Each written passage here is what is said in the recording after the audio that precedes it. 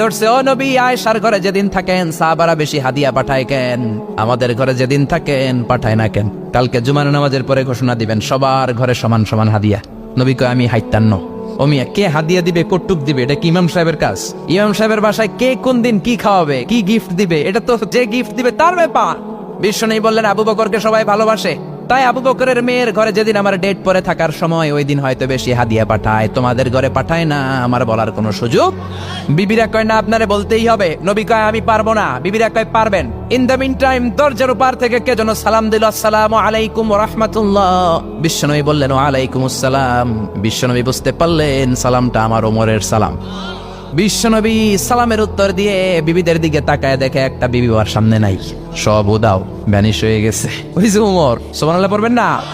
এই জন্য ওমরকে শয়তানও ভয় পেত। আমার মেয়ে, একটা মাত্র মেয়ে, খাইতে চায় না। শুধু আমার মেয়ে না, অধিকাংশ বাচ্চাদের এই অবস্থা। ওরা আম্মু দিক দিয়ে খাওয়ায়, আবার দৌড় দেয়, আবার আমি খাওয়াই, আবার কান্নাকাটি করে, বলে গল্প শোনাও, তাইলে খাবো। এখন গল্প শোনাইলেও খায় না। বর্তমান সময়ের ছেলে মেয়েগুলো এরকম, এত জ্বালাতন করে। খেতে চায় না তো বলতে হয়, বাঘ আসবে বাঘ, সিংহ আসবে সিংহ, সিংহ মামা আসবে, ঘুমাও ঘুমাও। এগুলো আমরা বলি না? বড় দোষী তো তার কি বলেন? বাচ্চা যদি না ঘুমায়, না খাইতে চায়, এগুলোই তো বলে। বাঘ আসবে, বিড়াল আসবে। মদিনাতে ওমরে ফারুক যখন খলিফা, মদিনার কোনো বাচ্চারা যদি না খেতে চাইতো, না ঘুমাইতে চাইতো, মদিনার মায়েরা বলতো, তাড়াতাড়ি ঘুমাও, ওই যে ওমর আসতেছে, ওমর। কি শাসক ছিলেন সাইয়েদনা ওমর! সবাই সমান, উনার বিধান, উনার রীতি সবার জন্য সমান। মদ খাওয়ার অপরাধে নিজের কলিজার টুকরা ছেলে আবু শাহমাকে 80টা বেত মেরেছে। হাদিসটা দাঈফ, তবে শিক্ষা আছে আমাদের জন্য। 80টা বেত মেরেছে। এক রাতে পাওয়া যায় বেত মেরে ছেলেটাকে আহত করে ফেলেছে, আর এক রাতে পাওয়া যায় পিটাতে পিটাতে ছেলেটাকে দুনিয়া থেকে শেষ করে ফেলেছে। ছেলের মুখে গন্ধ পেয়েছে। আর শরীফতা খামরান, কিরে মদ খাইছস? কয়, না বাবা, শরীফ তো নাবিজ, আমি নাবিজ খেয়েছি। নাবিজ খাওয়া যায়। নাবিজ হচ্ছে রাত্রেবেলা আরবরা দুধের মধ্যে শক্ত খুরমা ছেড়ে দেয়। 1 কেজি দুধের মধ্যে 10টা শক্ত খুরমা ছেড়ে দিলে সকালবেলা দুধের কালারটা সাদা থাকে না, শক্ত খুরমার রস টেনে ওটা লাল হয়ে যায়, খেতে বড় মজা। এটাকে বলে নাবিজ। কিন্তু সকালেই খেতে হবে। ওইটারে যদি 3 দিন জমায় রাখেন, 4 দিন জমায় রাখেন, ওইটাও গাঞ্জা হয়ে যাবে, ওইটাও তারি হয়ে যায়, মদ হয়ে যায়। সাইয়েদনা ওমরের ছেলে এই কাজ করেছেন, একটু তারির স্বাদ নেয়ার জন্য 4 দিন রেখে দিয়েছে। সাইয়েদনা ওমর বললেন, কি খাইছস? কয়, মদ খাই নাই। নাবিজ খাইছস? এদিকে আয়, ইফতাহ ফামাক, মুখ খোল। করার পরে মুখের সামনে নাক নিয়ে গন্ধ দেখে, মদের গন্ধ, কলারটা ধরে মসজিদে নববীতে নিয়েছেন।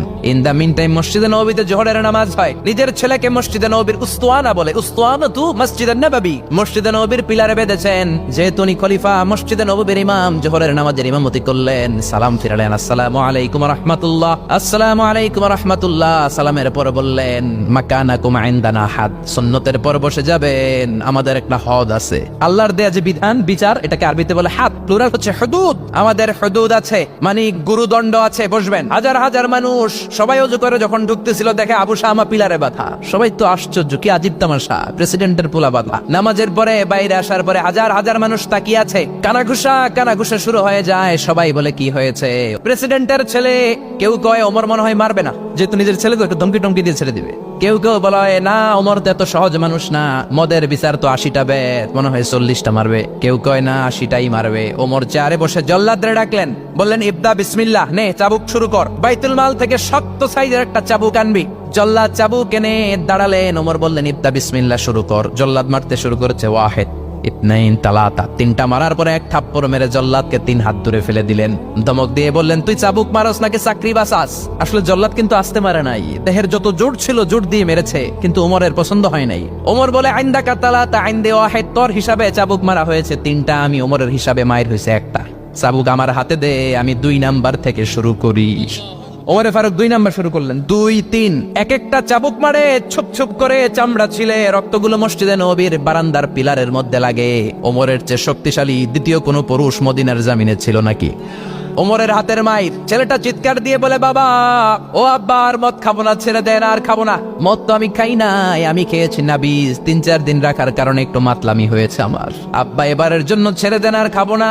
ওমরের কঠোর হৃদয়ে কোনো দয়া মায়া আসনা, মারতে লাগলেন। এবার আবু শাহমার মা, ওমরের বউ, পায়ের মধ্যে ওমরের পায়ে পড়ে, এটাকে বলে, ওমর, আমার কলিজার টুকরা ছেলেটারে মারিস না। 30টা বাড়ি মারা হয়েছে, আর বাকি 50টা বাড়ির জন্য এক একটা চাবুকের বিনিময়ে আমি এক একটা ওট আল্লাহর রাস্তায় সদকা করবো রে ওমর। সাইয়েদনা ওমর বলে, এর নিয়ে যাও। আবু শাহমার মা ওট দিয়ে আল্লাহর জাইন চাবুকের বাড়ি থেকে একটা বাড়িও কমানো যাবে না, 80টা বাড়ি দেয়া পর্যন্ত পৃথিবীর কোন শক্তি আবু শাহমারে আমার হাত থেকে ছুটাতে পারবে না। আবু শাহমার মা কাঁদতে লাগলো। ওমরের মনে দয়া মায়া হয় না। 40টা বাড়ি মারার পরে ছেলে বেহুশ, 50টা মারার পরে আবু শাহমা দুনিয়া থেকে শেষ। সবাই নিস্তব্ধ নীরবতা, পিন ড্রপ সাইলেন্ট, পিনপতন নীরবতা। রাগে তখনও গড়গড় করছে ওমর। সাইয়েদনা ওমর বললেন, গোসল দে, জানাজাতে কবর দে। কবর দেওয়ার পরে ওই কবরের উপর 51 নাম্বার থেকে মারা শুরু করলেন।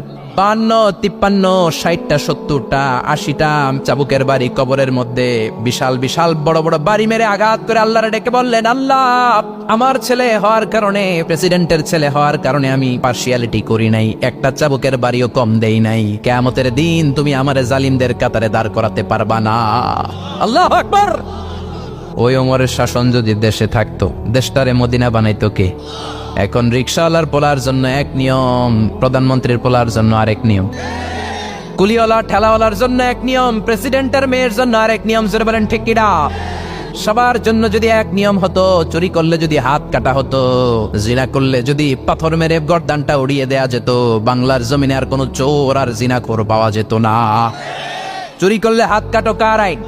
তবে এটা কলা চোর, মুরগি চোর, ডাব চোর, আম চোর না। যেই চোরগুলো একটা কলমের সিগনেচারের খোঁচায় দেশের 1000 কোটি টাকা মেরে দেয়, ওই চোরদের হাত আগে কাটতে হবে। যেরকম ঠিক কিনা?